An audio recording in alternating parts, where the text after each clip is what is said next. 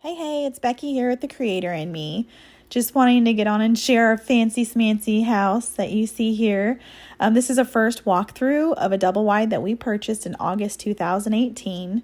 It's a Gala model 1998 mobile home.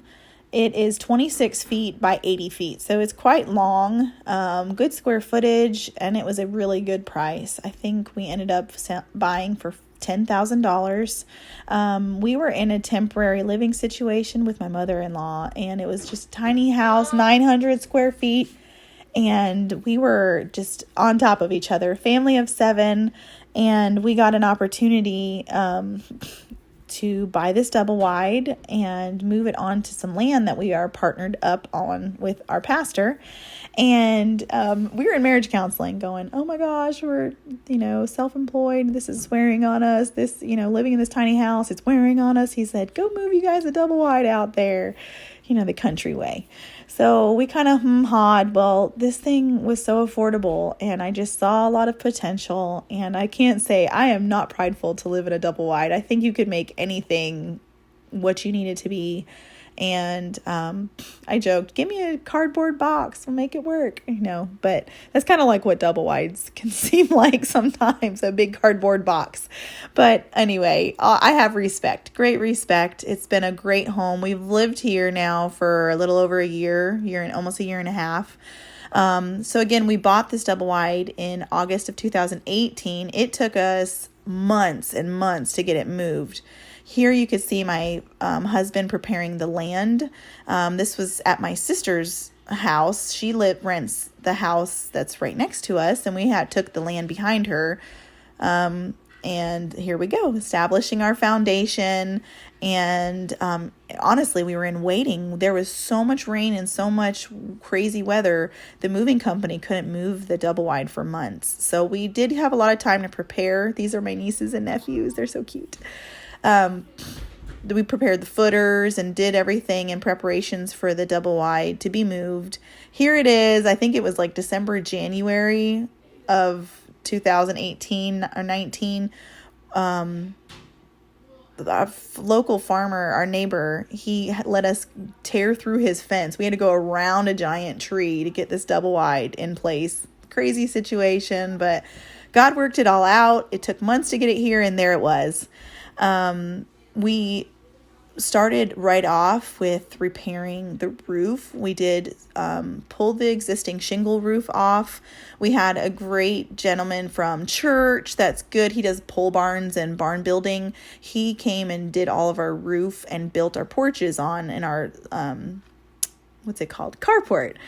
Here's my view. That's the view from my window. It gives me a lot of joy. Actually, during this time, we got an opportunity to buy another house, and it was actually like concrete foundation, big house, like 3,000 square feet.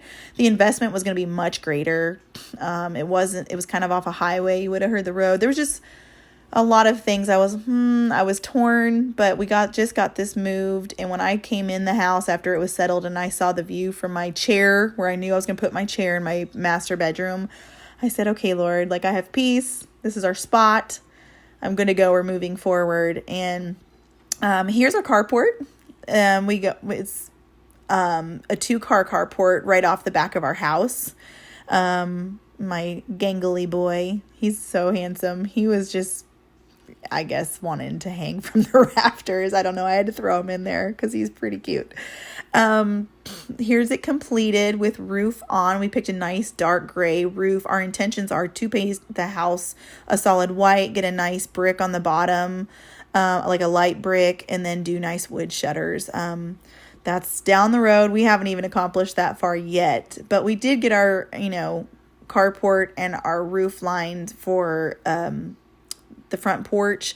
We truly feel, as we lived in a trailer for some time, 2 or 3 years, and transitioned to move into this one, that you really need roofs over your entrances and exits, like over your doors, because there's not enough roof or enough overhang of your roof.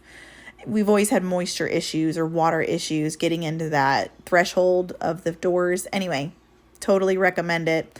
Here you can see where the back door was on the side of the house. We actually took that out, re-sided the whole back because we replaced windows and everything, and we put that door under the carport. So now we park under there and can go right in the back door.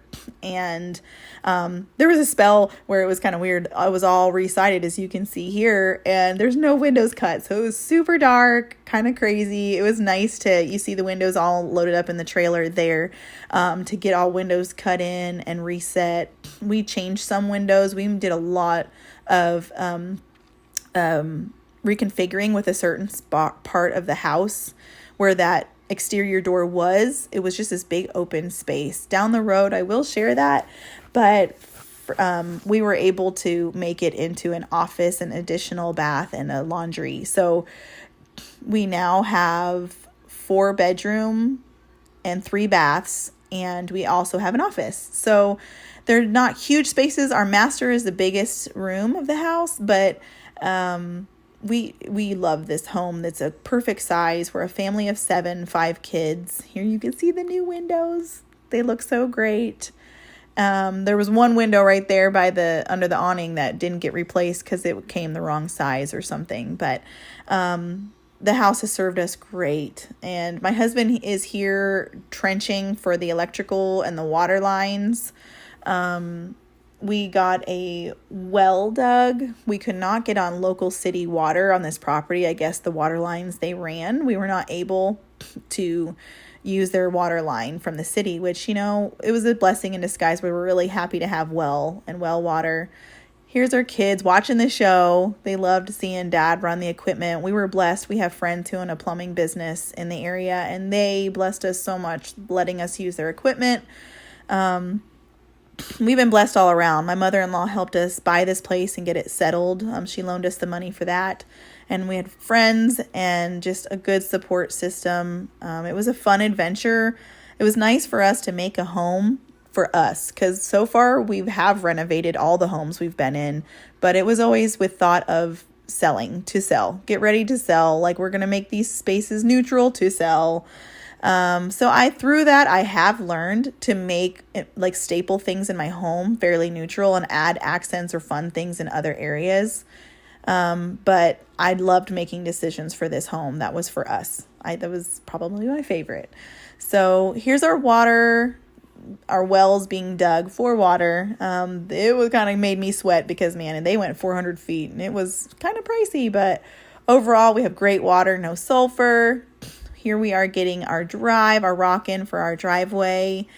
We had a local guy from church do our drive and all of our dozer work, and it was really great. I painted my door yellow because it was super joyful.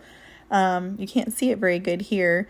The big thing that we saved money on was drywalling ourselves. We got a bid for $5,000 to, we pulled all those trim pieces off. And we went ahead and, finished some casings and stuff like that around our windows. Here's my little lady. She's so cute. So when we got a bid on our drywall for $5,000, we were like, oh, we're doing this ourselves. We can do this. My husband and I do it anyway. We just thought we could get the easy route. Here's a pesky little critter. We thought our kids put holes in the screens. No, he was eating it. It's awful. Here's a general color scheme we were going for. I was just throwing in a few clips of some random things that are, pertaining to the home. Like my boys being silly here, poking their head out of the old electrical line hole in the floor. And this is my husband celebrating our first bit of water from the well. It was a glorious moment.